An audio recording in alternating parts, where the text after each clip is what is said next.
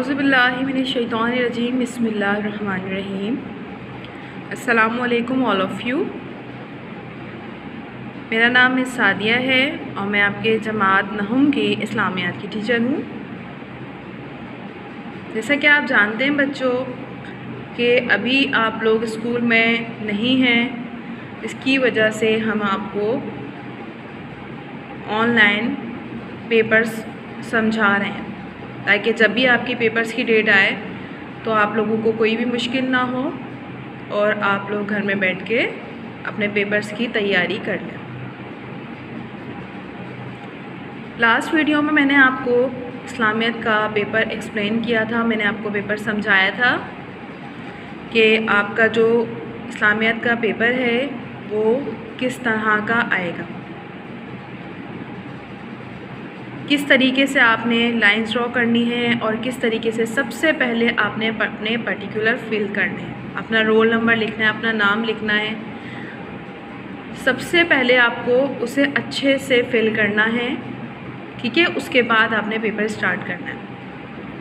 Some time ऐसा होता है बेटा कि आप लोग पेपर तो स्टार्ट कर देते हो और अपना पेपर बहुत अच्छा कर देते हो, लेकिन रोल नंबर में कोई एक मिस्टेक हो जाती है क्योंकि इन्विजिलेटर ने अगर नहीं देखा तो आपका पेपर, आपकी जो सारी मेहनत है वो ज़ाया हो जाती है।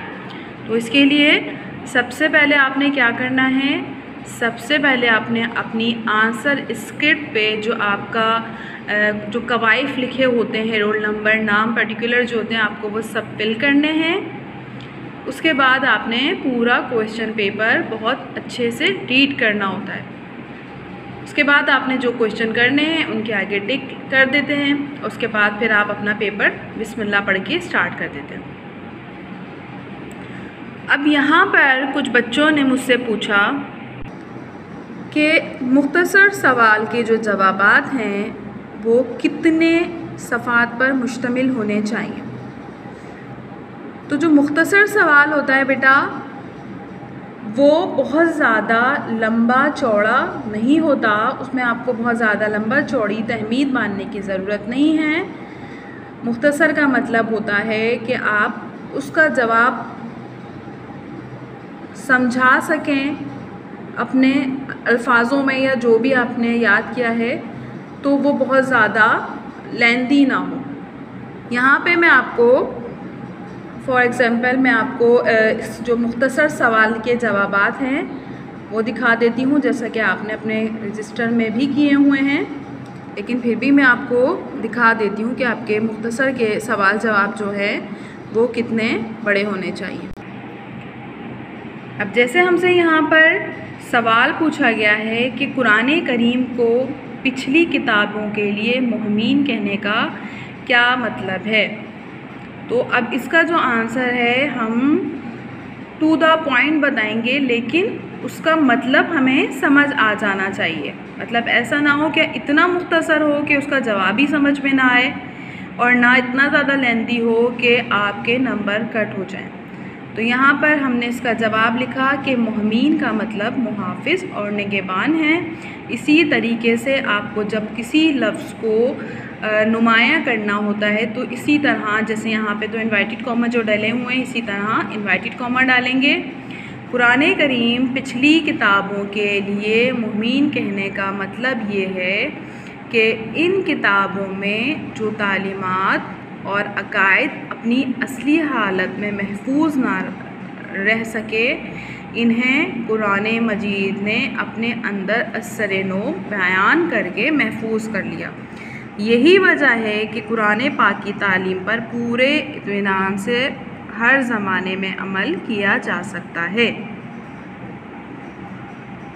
पिछली किताबों के मुहमीन का मतलब ये है कि बहुत सारी चीज़ें ऐसी हैं जो हमारी जो किताब है, अल्लाह की किताब है जो हज़रत ईसा अलैहिस्सलाम पर नाजिल हुई, उसके अंदर बहुत ज़्यादा उन लोगों ने चेंजिंग कर दी है, बहुत ज़्यादा चेंज हो गए हैं, रद्दो बदल हो गया उसके अंदर, लेकिन कुरान पाक में वो सारी चीज़ें मौजूद हैं।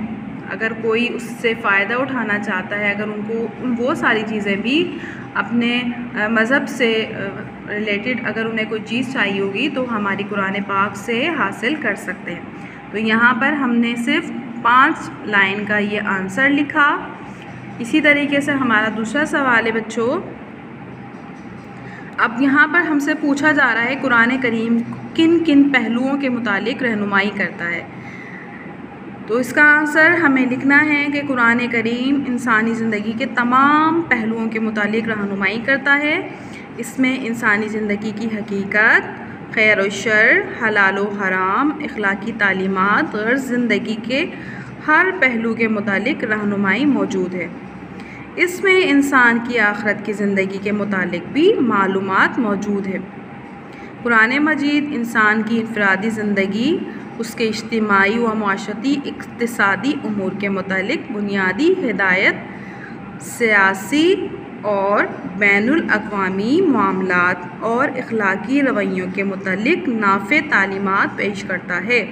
अब हमसे जो सवाल हुआ था कि किन किन पहलुओं के मुतालिक, तो हमने बता दिया कि हलाल हराम और हमारी ज़िंदगी के हर पहलू, मौत से लेकर, पैदाइश से लेकर मौत तक के जो भी मसले मसाइल हैं इंसान की ज़िंदगी के, आखिरत के, उन तमाम के जो है वो अल्लाह ताला ने कुरान मजीद में रखे हुए हैं। तो अगर हम किसी भी चीज़ के मुतालिक बेटा रहनुमाई हासिल करना चाहें तो हमें कुरान से वो रहनुमाई मिल जाती है, चाहे वो इज्तिमाई मुआशरती कोई इनफरादी हो, इक़्तिसादी उमूर हो, या जो भी मामलात हों, अखलाकी रवैयों के मुतालिक जो भी मामलात हैं उन तमाम की। तो बस हमने इसका 5 से 6 लाइन्स का इस तरह का मुख्तसर जवाब लिख दिया। अब तीसरा सवाल हमारा देखिए, कुरान पाक की हिफाजत के बारे में किसी एक कुरानी आयत का तर्जुमा लिखें। अब हमें से सिर्फ़ एक कुरानी आयत का तर्जुमा और मुख्तसर पूछा जा रहा है, हमसे तफसील से नहीं पूछा जा रहा। तो हमने क्या किया, हमने सिर्फ़ एक मुख्तसर आयत जो थी उसका तर्जुमा लिखेंगे, बहुत लंबी चौड़ी किसी आयत का तर्जुमा नहीं लिखेंगे। यहाँ पर हमने एक छोटी सी आयत है उसका तर्जुमा लिखा है, लेकिन जवाब लिखने से पहले हम सिर्फ ये नहीं लिखेंगे कि तर्जुमा, हमने लिखा कि कुरान पाक की हिफाजत के बारे में कुरानी आयत का तर्जुमा ये है, ये इस तरह करके लिखा हमने। और उसके बाद हम इसका तर्जुमा लिख देंगे कि बिलाशुबा ये ज़िक्र हमने नाजिल किया और हम ख़ुद इसके मुहाफ़िज़ हैं। यहाँ पर कुरान की हिफाजत के बारे में सवाल हो रहा था। आपने इस तरह इतना ही मुख्तसर इसका आंसर लिखना है।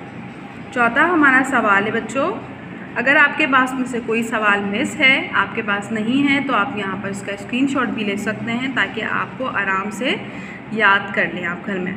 दौरे नबवी में कुरानी आयात के नज़ूल के बाद क्या इक़दामात किए जाते थे। यहाँ पर दौरे नबवी में ये कि जब हुज़ूर पाक सल्लल्लाहु अलैहि वसल्लम हमारे दरमियान मौजूद थे तो उस वक्त जो कुरानी आयात आती थी, नाजिल होती थी, उनके बारे में क्या इक़दामात होते थे। तो इसका जवाब हमें मुख्तसर में लिखना है। जो ही कुछ आयात नाजिल होती, जैसा कि आपको मालूम है इसका जो लॉन्ग क्वेश्चन का जो आंसर है वो बहुत लंबा है, लेकिन ये हमारे पास आया है मुख्तसर सवाल के अंदर। तो हमें यहाँ 4 से 5 लाइन में इसको क्लियर कर देना है, इसको हमें ख़त्म कर देना है। तो इसका जवाब हमने इस तरह लिखा, कुछ आयात नाजिल होती, आप सल्लल्लाहु अलैहि वसल्लम कातिबे वही को बुलाकर लिखवा देते। कातिबे वही आपको पता है, जो वही लिखा करते थे उन्हें कहते हैं कातिबे वही। और ये रहनुमाई भी करते थे कि इन्हें किस सूरत के बाद और किस सूरत से पहले रखा जाए। जो तरतीब है वो अल्लाह ताला के हुक्म से हमारे नबी पाक सल्लल्लाहु अलैहि वसल्लम ने कुरान मजीद में रखी हैं। तो इसके बारे में ये है कि उन्हें किस सूरत के बाद और किस सूरत से पहले रखा जाए। मस्जिद नबी में एक मुकाम मुतय्यन था, मतलब एक जगह ऐसी थी जहाँ वो इबारत रख दी जाती थी ताकि सहाबा इकराम उसकी नकल करके याद कर लें। जैसे जैसे कुरान की आयत नाजिल होती थी तो हुज़ूर पाक सल्लल्लाहु अलैहि वसल्लम कातिबे वही को बुलाया करते थे। आपके जो सहाबा थे कातिबे वही, जो कि हज़रत अबू बकर सिद्दीक़, हज़रत उमर, हज़रत उस्मान गनी, हज़रत उमर वग़ैरह थे रज़ी अल्लाह ताला अन्हा, तो आप उन्हें बुलाया करते थे और उनसे लिखवाया करते थे। और लिखने के बाद क्या करते थे, वो एक इबारत एक जगह रख दी जाती थी ताकि सहाबा इकराम जो पढ़ना लिखना जानते थे तो उसको क्या करते थे कि वो अपने पास लिख लिया करते थे और फिर उसे याद कर लिया करते थे। इस तरह जैसे जैसे कुरान मजीद नाजिल होता गया, लिखा भी जाता रहा और हिफ्ज़ भी होता रहा। और इस अमल में सिर्फ मर्द ही नहीं, ख़वातीन भी शामिल थी। ठीक है, जो सहाबा इकराम थे सिर्फ वो ही शामिल नहीं थे, सहाबिया भी शामिल थी। लेकिन देखें हमने यहाँ पर सिर्फ इसका आंसर लिखा है कि क्या इक़दामात किए जाते थे, हमने यहाँ पर सहाबा के नाम नहीं लिखे। ठीक है, और ना ही हमने किसी सहाबिया का नाम लिखा, सिर्फ हमने ये लिखा है कि क्या इक़दामात होते थे, सिर्फ वो लिख ली जाती थी और एक मकाम था मस्जिद नबी का, वहाँ पर रख दी जाती थी ताकि वो याद कर ली जाए। तो बस हमने इसका मुख्तसर सवाल का जवाब ये लिखा। उसके बाद हमारा सवाल नंबर 5 है बच्चों, कुरान पाक की फ़जीलत इख्तिसार के साथ बयान करें। ठीक है, ये जो था ये भी हमारा शॉर्ट क्वेश्चन आंसर मुख्तसर है। कुरान पाक को बड़ी फ़जीलत है। हदीस के मुताबिक जिस तरह कुरान करीम तमाम कलामों से बेहतर है, इस तरह जो शख्स इसका ख़ुद इल्म हासिल करे और दूसरों को सिखाए वो भी तमाम इंसानों से बेहतर है। कुरान मजीद की एक लफ्ज़ की तिलावत पर 10 नेकियाँ मिलती हैं और इस पर अमल के नतीजे में दुनिया और आखिरत में इज़्ज़त और सरफराजी अता फ़रमाते हैं। हदीस के मुताबिक अल्लाह ताला बहुत सी कौमों को इस वक्त कुरान की वजह से सरबुलंदी अता फ़रमाता है और इन कौमों को जो कुरान से गफलत करते हैं गिरा देता है। ठीक है, अब हमने इसका सिर्फ ये आंसर लिखा। अब देखें सवाल आ गया कातिब वही के नाम। तो अब कातिब वही के नाम आपने इस तरह अगर पेपर में आएंगे तो बहुत खूबसूरती से पॉइंट में लिखेंगे आप, नंबर 1 2 3 मिक्सअप करके नहीं लिखेंगे, इसी तरीके से लिखेंगे जैसे आपको रजिस्टर में काम कराया गया। इसी तरीके से खूबसूरती से नाम लिखेंगे कातिब वही के, जो वही लिखा करते थे उनके नाम लिखेंगे। जैसे कि आपको पता है हज़रत अबू बकर सिद्दीक़ रज़ी अल्लाह ताला अन्हु, हज़रत उमर फ़ारूक रज़ी अल्लाह ताला अन्हु, हज़रत उस्मान गनी रज़ी अल्लाह ताला अन्हु, हज़रत अली करमुल्लाह वजह, हज़रत ज़ैद बिन साबित रज़ी अल्लाह ताला अन्हु, हज़रत अब्दुल्ला बिन मसूद रज़ी अल्लाह ताला अन्हु, हज़रत अबी बिन काब रज़ी अल्लाह ताला अन्हु। ठीक है, ये हमारे कातिब वही के नाम हैं जो हमें इसी तरह पॉइंट में करके और बहुत साफ़ सुथरा सा करना है। अपने पेपर के अंदर लाइंस छोड़े बग़ैर जब आपका सवाल ख़त्म हो जाता है तो सवाल ख़त्म होने के बाद जब आप दूसरे सवाल का नंबर डालते हैं तब आप लाइन छोड़ सकते हैं, लेकिन उसके अलावा आपने लाइन नहीं छोड़नी। ठीक है, अब यहाँ पर आसमानी किताबों के कुरान मजीद सबक है, उसमें आसमानी किताबों के नाम लिखे गए हैं। तो इसी तरीके से बहुत खूबसूरती से आपने आसमानी किताबों के नाम लिखने हैं बच्चों, और आसमानी किताबें किन नबियों पर नाजिल हुई उनके नाम लिखने हैं। इसी तरीके से आप सबसे पहले नाम लिखेंगे तौरात, ज़बूर, इंजील और कुरान पाक, और इसी तरीके से बेटा आपने इन किताबों के जो नाजिल जिन पर हुई थी उन अम्बिया के नाम लिखेंगे। ठीक है, ये हमारे सिर्फ मुख्तसर सवाल के जवाबात हैं जो आपको इतनी ही लाइंस पर करने हैं। तो बहुत ज़्यादा लंबे भी नहीं करने और बहुत ज़्यादा छोटे भी नहीं करने। अब आ जाते हैं हम अपने लॉन्ग क्वेश्चन आंसर, जो बयानिया जवाब होते हैं, जो तफसील से तहरीर करने होते हैं, उनकी तरफ। यहाँ पर हमसे सवाल पूछा जा रहा है कुरान मजीद का जो है तारुफ बयान करें, मतलब कुरान मजीद के बारे में हमें, अब ये हमारे पास आएगा बयानिया जवाबात की तरफ क्वेश्चन में, जो हमारा मुख्तसर नहीं, हमारे जो बयानिया जवाबात हैं। सवाल नंबर 1 देखिए, कुरान मजीद की हिफाजत से मुतालिक तफसील से तहरीर कीजिए। तो अब इसका जो है मुख्तसर तारुफ जो है जो कुरान मजीद का, वो हम लिखेंगे। जैसे कि आप देखेंगे कि बयानिया जवाबात में आएगा तो वो आप समझ जाइएगा कि वो लॉन्ग क्वेश्चन आंसर है। अब यहाँ पर मैं आपको एक लॉन्ग क्वेश्चन आंसर दिखा रही हूँ जो है कुरान मजीद का मुख्तसर तारुफ बयान करें। तो अब यहाँ पर लिखेंगे लफ्ज़ कुरान का मफ़हूम। सबसे पहले हम उसका मफ़हूम लिखेंगे कि इसका जो लफ्ज़ कुरान है इसका मफ़हूम क्या है। तो आप इसी तरीके से बहुत खूबसूरत सी हेडिंग डालिएगा, लफ्ज़ कुरान का मफ़हूम, फिर लिखिएगा लफ्ज़ कुरान कुरान से निकला है जिसके माने पढ़ने के हैं, लिहाजा कुरान मजीद वो किताब है जो बार बार और कसरत से पढ़ी जाती है। ये हकीकत है कि जिस कसरत से ही किताब कुरान करीम पढ़ी जाती है इसका मुकाबला दुनिया की कोई किताब नहीं कर सकती, इसलिए इसको कुरान कहा गया है। मतलब ये कि बार बार पढ़ी जाने वाली किताब से। अब हमने मफ़हूम लिख लिया, उसके बाद हम लिखेंगे तारुफ़ कुरान। अब इसी तरीके से खूबसूरत सी हेडिंग डालिएगा बच्चों। अब कुरान करीम की कितनी आयात हैं, कितनी सूरतों पर मुश्तमिल है, और कितने रुकू हैं, और कितने पारे हैं, और कितने सजदे हैं, और तकरीबन कितनी मुद्दत में नाजिल हुई, ये आपको याद करना है।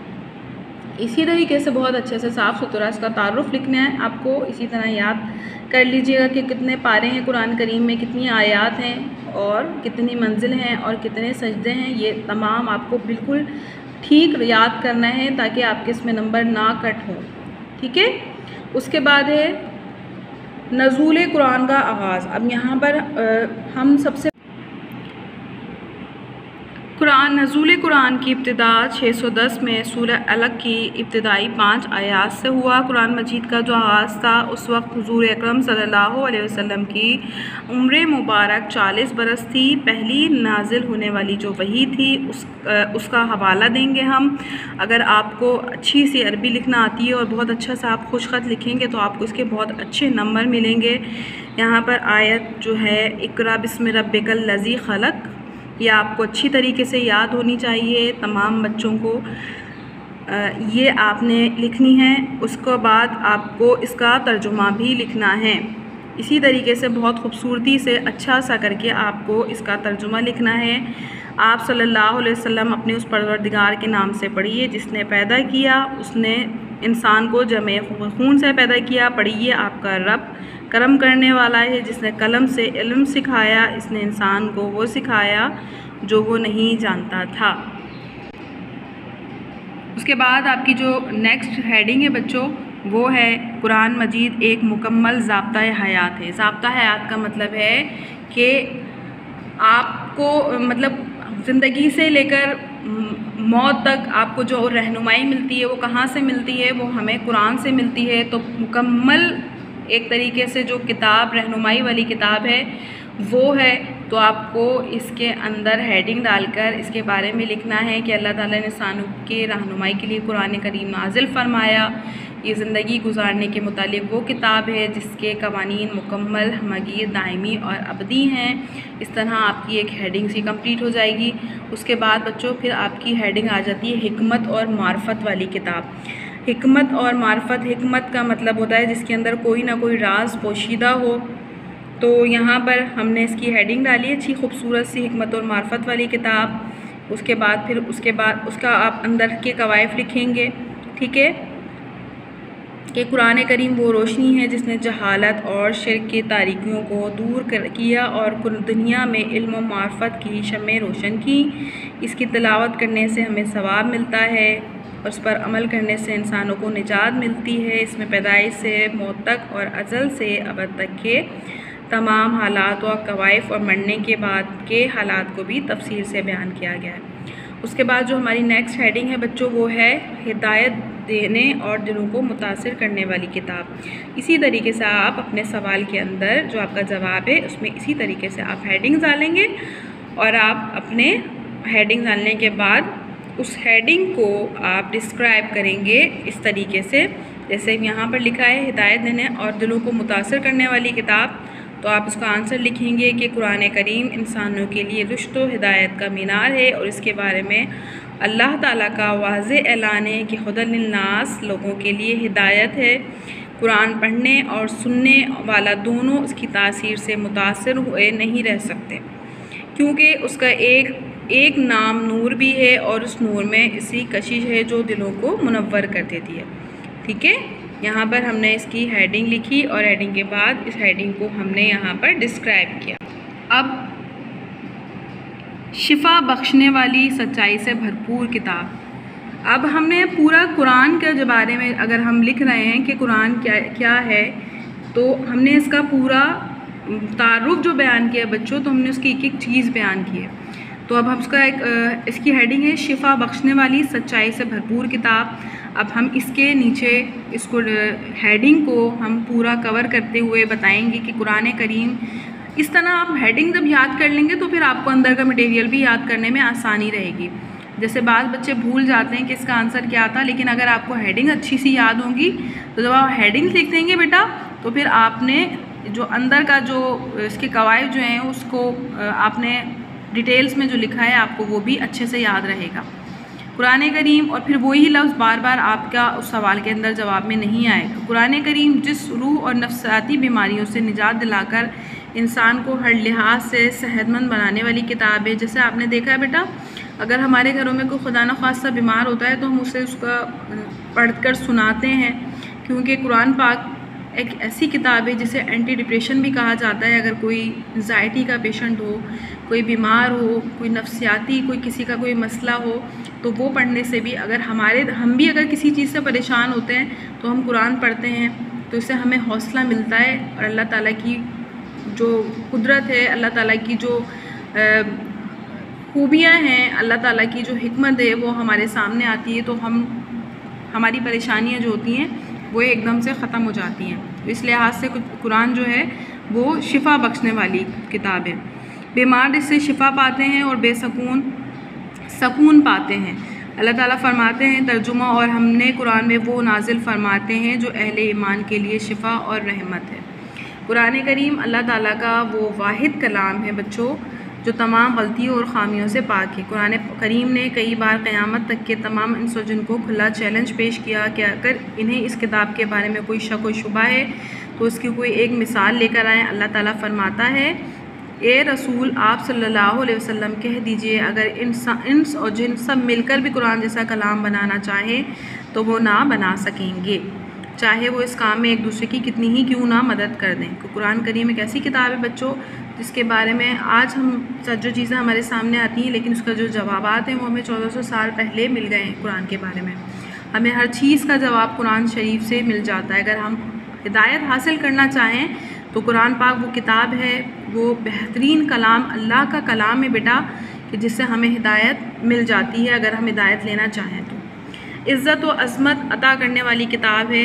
अब यहाँ पर ये हमारी लास्ट हेडिंग है। आपने देखा कि 3 सफ़ात पर मुश्तमिल हमारा सवाल है। अगर आप इस तरह से साफ़ सुथरा सा हेडिंग साल की लिखेंगे तो बहुत अच्छा, और आपको उसके पूरे नंबर मिलेंगे। एक सवाल के नंबर आपको बताया था मैंने कि आपको जो 3 सवालात करने हैं उसके नंबर 24 हैं, तो आपको इसके जो है वो नंबर पूरे मिलेंगे। राइटिंग के नंबर भी आपके बहुत ज़्यादा कट नहीं होंगे अगर आपकी राइटिंग भी अच्छी होगी। तारीख़ गवाह है कि जिस दौर में भी मुसलमानों ने कुरान करीम से रहनुमाई हासिल की और उसकी बातों पर सच्चे दिल से अमल किया, वो इनका सुनहरी दौर बन गया, कामयाबी उनका मुकद्दर बनी। कुरान करीम दीन और दुनिया में कामयाबी की मुकम्मल ज़मानत देने वाली किताब है। ये हमारा एक सवाल ख़त्म हो गया, बयानिया सवाल जो हमने, जिसे हम लॉन्ग आंसर कहते हैं, वो ये 3 सफ़ात पर मुश्तमिल है। इस तरीके से आपने खूबसूरत सी हेडिंग डालकर अपना एक सवाल को कंप्लीट कर लिया। ठीक है, अगर आपको फिर भी कोई चीज़ समझ में नहीं आती तो आप मुझसे ग्रुप पे पूछ लीजिएगा, मैं आपको बता दूंगी। और अगर आपका ये सवाल नहीं हुआ तो आप तब भी मुझसे पूछ लीजिएगा। सवाल जो है वो है कुरान मजीद का मुख्तसर तारुफ बयान करें। ठीक है, अब यहाँ पर आप ये सोचेंगे कि ये तो मुख्तसर लिखा हुआ है, तो बेटा कुरान का जो तारुफ है वो किसी तरीके से भी हम मुकम्मल बयान नहीं कर सकते। जो इसकी तारीफ़ें हैं वो हम मुकम्मल नहीं लिख सकते, इसीलिए यहाँ पर सवाल दिया गया। लेकिन आपको जो जवाबात और जो हेडिंग्स दी गई हैं आपने उन्हीं को फॉलो करते हुए, उन्हीं को याद करते हुए शुरू से इसका मफ़हूम से स्टार्ट करेंगे, फिर तारुफ लिखेंगे, फिर नज़ूल लिखेंगे कि कब कैसे नाजिल हुआ, फिर एक कुरान मजीद के बारे में लिखेंगे कि मुकम्मल ज़ाब्ता है आते हैं, मारूफ हिकमत वाली किताब है, हिदायत देने वाली और दिलों को मुतासर करने वाली किताब है, शिफा बख्शने वाली किताब है और इज़्ज़त व अज़मत अता करने वाली किताब है। ये एक आपका जो वो बयानिया जवाब है, जो आपका लॉन्ग आंसर है, वो कंप्लीट हो जाएगा। नेक्स्ट वीडियो में आपको उसके बारे में और समझाऊंगी मैं। अगर आपको कुछ समझ में नहीं आता तो आप मुझसे ग्रुप पे पूछ सकते हैं। अपना बहुत सारा ख्याल रखिएगा बच्चों और दुआ में याद रखिएगा। तब तक के लिए अल्लाह हाफ़िज़।